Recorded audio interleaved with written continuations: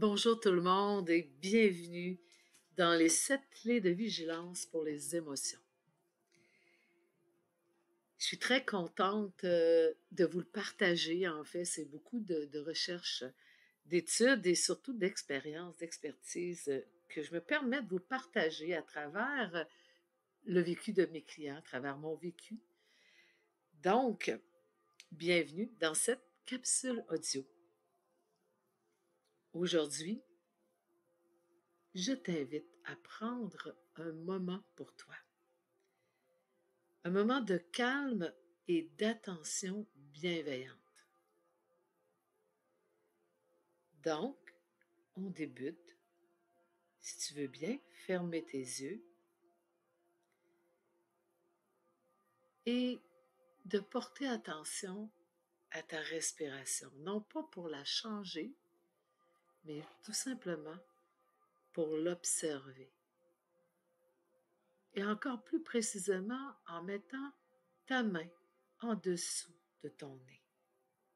Donc, tu laisses tout simplement ton souffle s'apaiser, t'ouvrir à ce voyage intérieur et tu ne fais qu'observer l'air sous ton nez, justement sur tes doigts.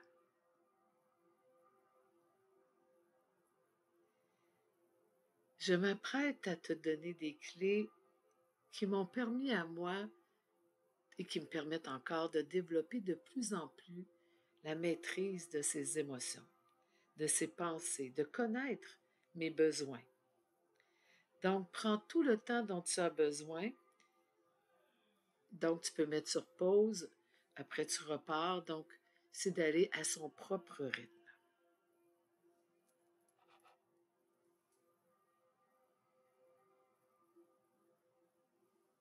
J'observe tous les sons que j'entends dans la pièce, à l'extérieur de la pièce.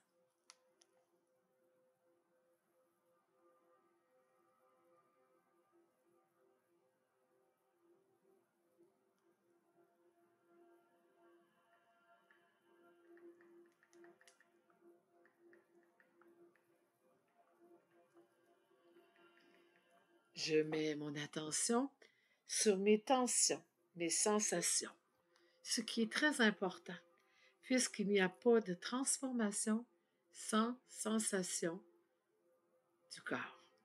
Alors on doit retourner à notre maison intérieure, à notre maison qui est notre corps. Les 7 clés de vigilance pour les émotions.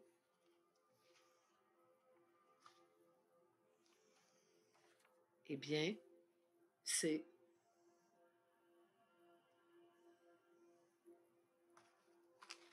en fait une surveillance émotionnelle. C'est l'acte d'être attentif aux émotions. Attention, ce n'est pas de l'hypervigilance, où on est en état d'alerte constant face à nos émotions. C'est plutôt l'attention émotionnelle qui vise à comprendre et s'écouter pour développer une relation plus consciente avec ses propres sentiments. Plusieurs facteurs psychologiques, dont les hormones, le stress, les facteurs physiques, comme la faim, la fatigue, l'hypersensibilité, vont diminuer notre capacité à réguler nos émotions. Pour développer une meilleure vigilance, une meilleure conscience de soi. Et des recherches ont prouvé une baisse de cortisone, que la régulation émotionnelle devenait beaucoup plus efficace et le système immunitaire devenait beaucoup plus fort et même une diminution de certaines maladies. Ce qui fait obstacle, c'est rester vigilant, d'embarquer dans les émotions automatiques, d'embarquer dans les schémas de pensée, dans les réactions devenues inconscientes. Pendant des années, je ne ressentais plus du tout. Je faisais de l'alexithymie. Vous allez dire, mais c'est quoi ça, Nathalie? L'alexithymie, ça représente la difficulté à décrire et à identifier ses propres émotions, donc à les exprimer. en fait, je ne ressentais plus. C'était tout simplement, je me sens bien ou je me sens mal. J'étais déconnectée de moi. Mais vous savez, tout comme un muscle, eh bien, un muscle qui n'a pas travaillé pendant longtemps, dès qu'on le remet, peu importe l'âge, eh bien, on peut renforcer notre muscle et même encore plus, le muscler. Donc, ça s'apprend, ça se développe. Développer la régulation émotionnelle, la méditation de pleine conscience, d'amener à identifier, à transformer graduellement.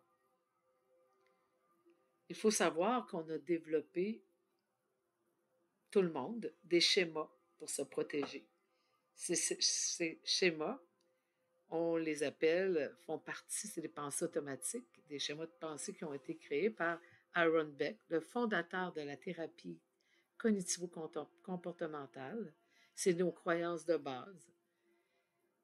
Donc, et le thérapeute Jeffrey Young a identifié 18 schémas de pensée, donc souvent négatifs, qui se répètent et qui constituent souvent, qui est à l'origine de nos nombreuses difficultés, notamment sur le plan relationnel. L'objectif de connaître ces schémas est d'aider la personne à repérer ces schémas récurrents. Alors, lorsqu'une première pensée négative se présente, il est conseillé de l'écrire, puis de le dire à haute voix pour la rendre plus consciente et ainsi mieux la comprendre. Je ne pouvais mettre de côté cette information tellement importante puisqu'il va nous amener graduellement à nous libérer de nos croyances limitantes. Je vous invite donc à vous procurer un journal que vous allez appeler votre journal d'émotion, votre journal émotionnel, le journal de bord. Et vous allez pouvoir prendre des notes et voir ainsi votre progression. Donc, je vous partage les 18 schémas de Jeffrey Young pour pouvoir les identifier. Alors, on a la séparation et le rejet. Mon Dieu, moi, tout de suite en partant, moi, c'était un de mes schémas qui était très, très puissant. Alors, c'est un schéma d'autonomie, de performance qui va amener dépendance, incompétence, la peur du danger, de la maladie, les relations fusionnelles, personnalité atrophiée, sentiment d'échec. Donc, exemple, je suis toujours abandonnée ou abandonnée par ceux que j'aime. Les autres ne font jamais confiance en moi. Ils me manipulent, me trahissent. Donc, ça, c'est un schéma de méfiance et d'abus. Ensuite, je ne mérite pas d'être aimée ou de réussir. Schéma d'imperfection et de honte. Je suis seule, isolée, socialement, personne ne veut de moi. Schéma d'isolement social. Je ne suis pas capable de prendre soin de moi, je dépends trop des autres. Schéma de dépendance, incompétence. Je dois contrôler tout pour éviter que quelque chose de mauvais m'arrive. Schéma de contrôle de soi, autodiscipline insuffisante. Je dois toujours plaire aux autres, sinon je serai rejetée. Schéma de recherche d'approbation. Je suis constamment négative, tout va mal et je ne peux rien changer. Schéma de négativité, de pessimisme. Je dois être parfaite, sinon je me sentirai honteuse ou inadéquate. Schéma d'idéal, exigeant. Si je me laisse aller, je vais échouer et encore plus. Donc, alors, ce sont des schémas qu'on retrouve dans les 18 schémas de Jeffrey Young qui vient nous aider. Donc, du schéma de pessimisme, le schéma sur contrôle émotionnel, le schéma de critique exigeant. Moi, j'étais très exigeante. D'ailleurs, j'y travaille encore lorsqu'il se produit. Alors, c'est intéressant d'apprendre tous ces schémas parce que ça vient nous donner souvent le pourquoi qu'on vient en réaction. Et maintenant, est-ce que vous êtes prête et prêt pour connaître les 7 clés de vigilance pour les émotions? La première clé, la situation. Donc, papier-crayon dans votre livre, c'est l'observation de ce qui se passe en toi, de manière simple, sans jugement. Qui est là? Que se passe-t-il? Où es-tu? Quand cela arrive-t-il? Donc, de prendre un instant pour décrire la scène comme une photo. Et dans chaque étape, je tiens à le préciser, tu dois toujours, chaque étape, mettre ta main en dessous de ton nez et d'observer ta respiration et tes sensations. Très important pour te mettre en contact avec le moment présent, avec justement ce qui se passe présentement et non aller avec le mental qui est menteur, puis aller avec les pensées automatiques. Donc, on se connecte. Chaque étape très importante. Alors, je prends un exemple. Mon collègue m'a interrompu à une réunion. La deuxième clé, la pensée automatique. Donc, la pensée automatique, elle, c'est la tête. Ce sont nos schémas de pensée. C'est cette petite phrase spontanée qui surgit dans ta tête, parfois furtive, parfois insistante, contrôlante. Donc, répare-le, mais toujours sans juger. Simplement, quelle est cette pensée qui vient? Encore une fois, respiration, tension. Exemple, toujours avec l'exemple de mon collègue en réunion qui m'a interrompu, eh bien, la pensée automatique qui me vient, c'est que mon collègue abuse de moi. Je me fais tout le temps manipuler, c'est pas compliqué, c'est toujours comme ça, Nathalie. Et je prends encore le temps, respiration, tension. Troisième clé, émotion, le cœur. On s'entend que le cœur, il ressent pas, mais c'est tout simplement pour différencier de la tête qui est la pensée avec le cœur. Qu'est-ce que mon cœur ressent? Que je me sens abusée de mon collègue, je me sens tout le temps manipulée. Donc, troisième clé, c'est l'émotion, le cœur. Accueillir ce que tu ressens. Je consens à accueillir ce qui est en moi. Ressentir, c'est consentir. Donc, colère, joie, peur, tristesse. Peut-être un mélange de tout ça. Donc, je dois lui donner un nom. Qu'est-ce que je ressens? Qu'est-ce que mon cœur ressent? Et de mesurer son intensité entre 0 et 10. À cette étape, tu reconnais l'émotion sans la rejeter. Tu la reconnais. Et quand on veut reconnaître, on doit nommer au je et au j'ai. Toujours, et oui, respiration, tension, respiration en dessous de la main. Donc, tout à l'heure, avec mon collègue, je me disais, il m'abuse de moi, puis me fait tout le temps manipuler. Et là, maintenant, c'est que cela me fait de la peine que mon collègue me coupe la parole. Je suis triste. Respiration, tension. Vous pouvez mettre sur pause, puis prendre le temps, évidemment, parce que là, moi, je vous les donne un après l'autre. La clé numéro 4, l'impression que j'ai. Quatrième clé, l'impression que tu as. C'est en fait ton ressenti global, ce filtre invisible à travers lequel tu vis la situation.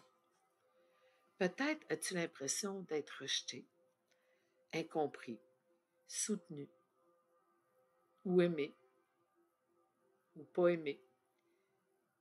Et également, je tiens à le préciser, moi je l'utilise beaucoup lorsque je ne sais pas comment je me sens, que mon émotion, je ne le sais pas. Alors, je vais aller chercher ma tension physique. Par exemple, je me dis, j'ai comme un poids sur les épaules. Et là, je mets mon attention sur les épaules, puis je vais décrire l'impression que j'ai avec cette tension. Et là, je vais dire, j'ai l'impression avec cette tension que je me sens comme si c'était lourd, comme si j'avais un sac que je traînais comme si je t'épuisais. Et tout de suite, je vais me dire, je vais l'observer et je vais me poser la question, où dans ma vie j'ai cette impression-là? Et spontanément, je vais avoir la réponse de mon émotion. Ah bien, c'est avec ma cousine qui est tout le temps en train de me demander des services, puis qui m'en demande, puis je ne suis pas capable de dire non. Alors, la quatrième clé, où tu as l'impression. Alors, si tu as nommé, par exemple, des émotions, j'ai l'impression d'être rejeté, incompris, j'ai l'impression de ne pas être aimé, j'ai l'impression d'être comme moins que rien. Et là, on peut utiliser les tensions musculaires, comme je le mentionnais, et d'observer cette impression comme on observe un miroir de ton vécu. Toujours respiration, tension, et je vais aller sentir dans mon corps où j'ai cette impression-là dans ma vie. Et je vais le sentir comme la pression au niveau de mon sternum, comme dans l'exemple avec mon collègue qui m'a coupé la parole, mais j'ai une pression au niveau du sternum. J'ai l'impression de manquer d'air, de ne pas avoir de place. Donc, je suis en train de nommer. Parce que, en fait, l'impression, quand je nomme ou quelle impression j'ai, eh bien, c'est le corps. Tout à l'heure, on était dans le cœur, là, on est dans le corps. Cinquième clé, où dans ma vie, j'ai déjà ressenti cela, ou que je ressens cela. Ma famille, mes relations interpersonnelles, amoureuses, au travail. Et spontanément, il va me venir, il faut toujours y aller avec la première chose qui vous vient à l'esprit. C'est super important de ne pas avoir le temps d'analyser. Première chose qui vous vient à l'esprit, c'est celle-là. Donc, moi, ce qui est venu, quand j'étais enfant, je n'avais jamais le droit de m'exprimer. Ah, alors j'ai un indice. Toujours respiration, tension, en dessous du nez. La sixième clé, le besoin. Et le besoin est toujours la manifestation physique de mon émotion. Donc, l'émotion est une manifestation physique d'un besoin. Et un besoin, ce n'est pas un caprice. C'est, au contraire, c'est un besoin essentiel à ma survie. Donc, derrière chacune de mes émotions, j'ai toujours un besoin. Plus le besoin a été négligé, tassé, pas écouté, pas entendu, plus le besoin il est grand. Plus mon besoin va crier fort à travers l'émotion. Donc, je dois accueillir parce qu'il est essentiel que je ressente le besoin pour que je puisse répondre à mon besoin. Donc, le besoin, pour savoir si c'est un vrai besoin, je dois être capable de multiplier de 3 façons différentes pour faire la différence avec un plaisir. Un plaisir, c'est important, oui, mais le plaisir n'est pas essentiel à ma survie, alors que le besoin, oui. Comment je fais? Alors, est-ce que j'ai besoin absolument de manger une pizza ce soir? Non. Parce que est-ce que mon besoin, je peux le multiplier? Non, parce que la pizza, ça ne se multiplie pas, c'est trop spécifique. Donc, c'est un plaisir, un caprice. Mais c'est pas ça qui va faire que je vais être malheureuse puis que je vais être en perte d'énergie. Et moi j'ajoute, est-ce que ce besoin-là fait le tour de la planète? Est-ce que tout le monde a besoin de manger une pizza? Bien sûr que non. Il y en a qui ne connaissent pas ça. Donc, mon besoin n'est pas réel. Est-ce que j'ai besoin absolument d'être aimé de Richard Pelletier? Bien que je ne connais pas Richard Pelletier, donc désolé. S'il y a un Richard Pelletier, je ne sais jamais qui écoute. Non, je n'ai pas besoin d'être aimé de Richard Pelletier, puisque Richard Pelletier, je ne peux le multiplier. Mais si je dis, est-ce que j'ai besoin d'être aimé? Oui, ça fait le tour de la planète. Tout le monde a le droit d'être aimé. Si par contre, je dis, j'ai besoin de manger, eh bien oui, je peux manger un sandwich, je peux manger du poulet, je peux manger des pâtes. Alors, c'est comme ça qu'on peut vérifier notre besoin qui est essentiel. Donc, derrière chaque émotion se cache un besoin d'être entendu, reconnu, respecté, sécurisé, aimé. Ça va avec la pyramide de Maslow. Donc, c'est de prendre un instant pour identifier ce besoin essentiel. D'être capable de le nommer, c'est déjà commencer à en prendre en compte. Donc, respiration, tension toujours. Et dans mon exemple, eh bien moi, c'est le besoin de prendre ma place et de m'exprimer. Alors, vous pouvez aller vous chercher justement sur Monsieur Google la pyramide de Maslow pour connaître les besoins. Et aussi également, si je ne l'ai pas mis, parce que ça dépend, quelquefois, je le mets, la liste de tous les sentiments qu'on peut ressentir pour comme développer notre vocabulaire pour être capable d'encore plus nommer et exprimer. La clé numéro 7, c'est le résultat et l'action. Donc, toujours respiration, tension. Lorsque ton besoin est identifié, tu peux chercher une petite action concrète. Donc, un pas simple, réalisable, qui respecte évidemment ton rythme. Cela peut être de parler à quelqu'un, prendre du temps pour toi, mais chaque petite action est une victoire de bienveillance. Donc, comme dans mon exemple, eh bien moi, je vais prendre l'action de prendre ma place en allant m'exprimer à mon collègue de qu'est-ce que ça me fait sentir. Alors, et à ce moment-là, je reviens totalement bien dans mon corps et je ne tomberai pas dans des symptômes, d'insomnie, des choses comme ça parce que je vais avoir tout de suite pris en considération l'importance de mon émotion. En conclusion, tu viens de parcourir les 7 clés de vigilance. Respire profondément une dernière fois. Respiration, tension. Et garde en toi ce sentiment d'apaisement et de clarté. Et de revenir autant de fois que tu le désires, à chaque fois que tu ressens le besoin. D'ailleurs, je le suggère pour les débuts de pratiquer chaque jour. Attention, attention, respiration, mon émotion. Et je vais d'ailleurs le mettre aussi en PDF. Que tu pourras, il y a des gens qui sont plus visuels, il y en a qui sont plus auditifs et kinesthésiques. Donc, l'exercice, pas toucher les personnes kinesthésiques. Le visuel, eh bien, le PDF et l'audio pour les auditifs. Alors, merci à toi d'avoir pris ce temps pour toi.